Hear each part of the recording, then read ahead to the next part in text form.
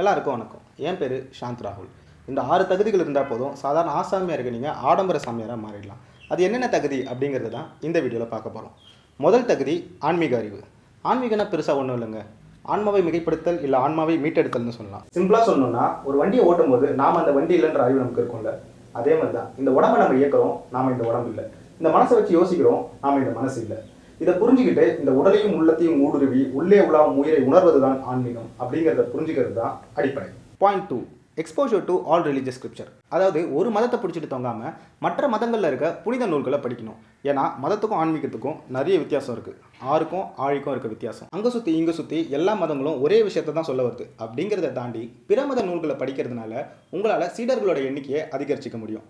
கடவுளுக்கு வேணால் பக்தர்களோட எண்ணிக்கை முக்கியம் இல்லாமல் இருக்கலாம், ஆனால் ஒரு சாமியாருக்கு சீடர்களோட எண்ணிக்கை ரொம்பவே முக்கியம். இப்படி பல மதங்களோட நூல்களை படிக்கிறதுனால பிற மதங்களோட எதிர்ப்புகளையும் வெறுப்புகளையும் உங்களால் சம்பாதிக்காமல் இருக்க முடியும். இது உங்கள் வளர்ச்சிக்கு ரொம்பவே முக்கியம். பாயிண்ட் நம்பர் 3, நகைச்சுவை திறன்.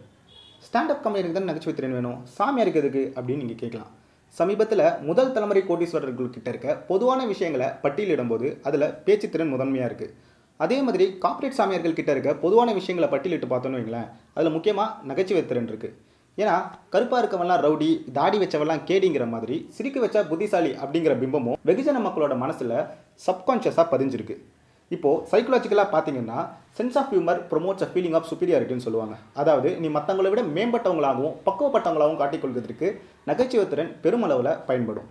Point number 4, defence mechanism. இப்போ யாராவது உங்ககிட்ட வந்து நீ போய் தானே சொல்கிற அப்படின்னு கேட்டால் நம்ம என்ன சொல்லுவோம்? ஒன்று ஆமான்னு சொல்லுவோம், ஆர் இல்லைன்னு சொல்லுவோம்.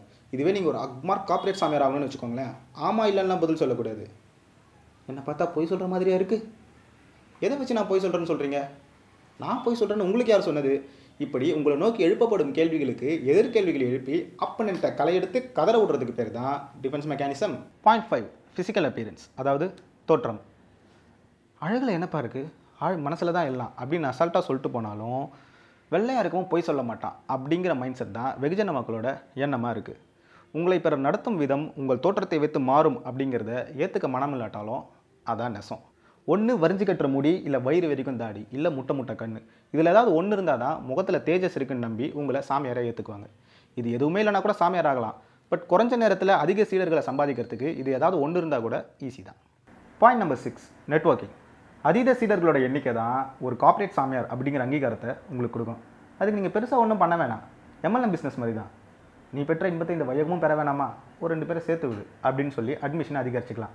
இப்படி உங்களுக்கு எத்தனை பேரை தெரியுது, அப்படி தெரிகிற ஆளுங்க எப்பேற்பட்டவங்க அப்படிங்கிறத பொறுத்து தான் ஒரு சாமியாராக உங்களுடைய வளர்ச்சியின் வேகம் இருக்கும்.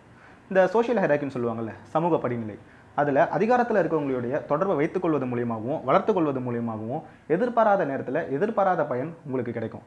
இப்படி உங்கள் கான்டாக்ட்ஸ் அண்ட் நெட்வொர்க்கிங்ஸை வளர்த்துக்கிறது ஒரு கார்ப்பரேட் சாமியார் ஆகிறதுக்கும் நீடிக்கிறதுக்கும் முக்கியமான தகுதி. இப்போ நான் சொன்ன 6 தகுதிகள் எல்லாமே கார்ப்பரேட் குருவா ஆகிறதுக்கான தகுதியான வழியை உண்மையான குருவா ஆகிறதுக்கு இல்லை. உண்மையான குருவா எப்படி ஆகிறதுங்கிறத ஒரு நிமிஷத்தில் சொல்லிட முடியாது, ஆனால் உண்மையான குருவை எப்படி கண்டுபிடிக்கலாங்கிறத ஒரு நிமிஷத்தில் சொல்லிடலாம். முத்தி சேர சித்தியங்கும் முன்னளிப்பெண் பாருன சத்தியத்தை சொல்லி எங்கும் சாமி வேடம் கொண்டவர் நித்தியம் வயிறு வளர்க்க நீதி ஞானம் பேசியே பட்டியாய் படம் பறித்து பால் நரகில் வீழ்வர்.